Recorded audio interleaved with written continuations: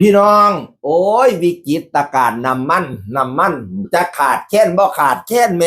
ผู้ให้สัมภาษณ์ก็ว่าบ่ขาดแคลนแต่การไปเติมน้ำมันของประชาชนพลเมืองนี่ลำบากเติมได้ผู้ละ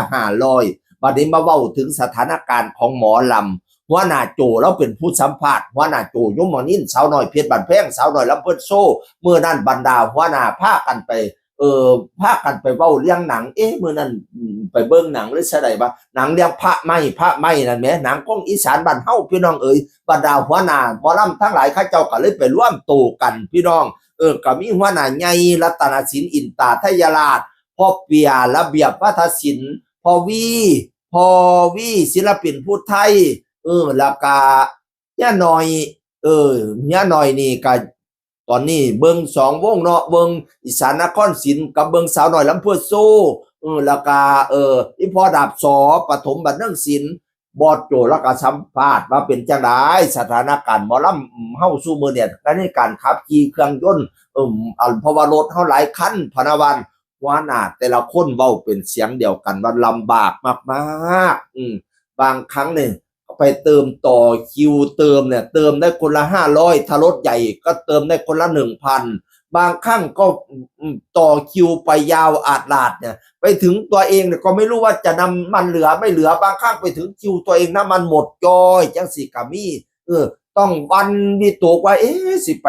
ฮอดบ้านเจ้าภาพท่านบ่นอสิไปตั้งห้านตั้งเวทีท่านบ่นอนั่งเทียมันโหลดเวทีโหลดเกียงเสียงโหลดอะไรทำไม่เนาะ ไปต่อแถวกันเงาอาลาดเติมน้ำมันจังเสีย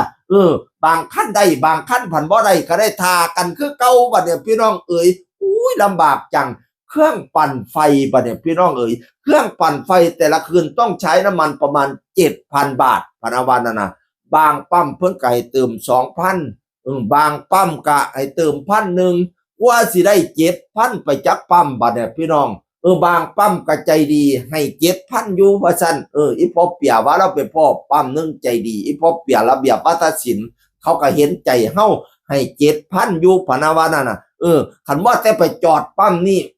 จะจอดปั๊มพุ่นไปจอดปั๊มพุ่นเอาไปเอามาบ่ฮอดบ้านเจ้าภาพเป็นจักเที่ยพี่น้องนำเที่ยบ้านเจ้าภาพก็อุ้ยบางงานรับงานไกลกันคือหยังนี่ตัว400โล500โลก็เคยมีขางานเหมาะๆแม่ๆ40โล50โล100โลนี่ก็พอฟังดีขางานไกลกันนี่อุ้ยลำบากว่าซั่นบรรดาหัวหน้าหมอลำทุกๆคณะออกมาเว้าเป็นเสียงเดียวกันว่าลำบากมากๆในการเดินสายในช่วงนี้นั่นน่ะลำบากในการเติมน้ำมันไม่ว่าจะเป็นน้ำมันเครื่องยนต์ไม่ว่าจะเป็นน้ำมันเครื่องปั่นไฟหนักๆคือเครื่องปั่นไฟนี่แหละถ้าไม่มีเครื่องปั่นก็โอ้ยไม่ได้เลยพะนะว่านั่นน่ะโอ้ตายวันไหนสิเศร้าลบกันจักเตียทั้งอิหร่านทั้งสหรัฐอเมริกาน่ะซุมเจ้าสิลบกันฮอดมื้อใดบุอันนั้นมันสำรองว่าอยู่ได้96มื้อมัน96มื้อก็ให้มาใช้ได้เต็มที่แหน่เพียงมา96มื้อแบบยักย่อนได้แน่บ่ได้แน่จังสิก็โอ๊ยอย่าว่าน้ำมันคงค้างมี96มื้อเถาะบ่เฮ้ยเนาะโอ้ยเนาะสถานการณ์ก็จักสิเป็นจังไดรอลุ้นตอนต่อไปพี่น้องเอ้ยเสียงคนเก่าเว้าสู่ฟังสวัสดีครับสวัสดีครับ